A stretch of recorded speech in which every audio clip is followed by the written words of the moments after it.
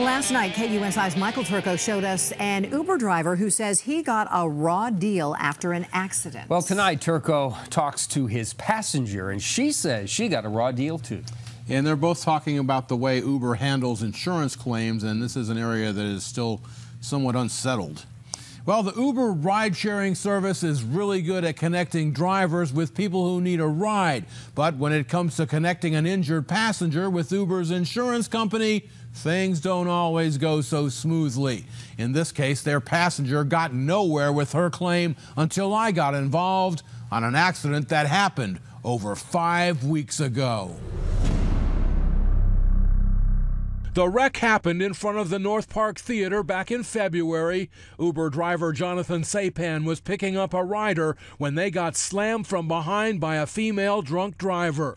His car was totaled. Uber's insurance says he's covered, but he has to pay a $1,000 deductible. His Uber passenger was this woman, Kristen Willis. I had just gotten in the car and was kind of leaning forward, hadn't buckled my seatbelt yet, waiting for a friend to get in. And then a car just struck the backside of it. Just wham.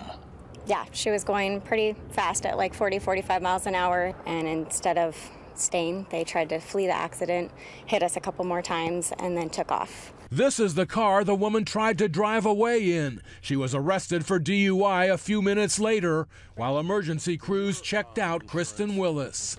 She says at first she didn't really think she was injured at all, but after talking to the paramedics, they decided she needed to be evaluated and took her to the emergency room, and that's when the hospital bills started mounting up. I recently got the Sharp ER bill, which was about $2,700. My insurance paid a bulk of it, but I do have deductibles. And then I also will have the ambulance ride one coming soon.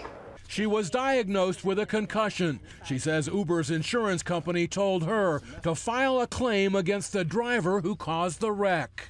They actually called me the day after the accident and told me that I was covered as long as her insurance didn't cover everything, which I've been contacted by multiple insurances, told that she doesn't have insurance, it wasn't even registered under her car.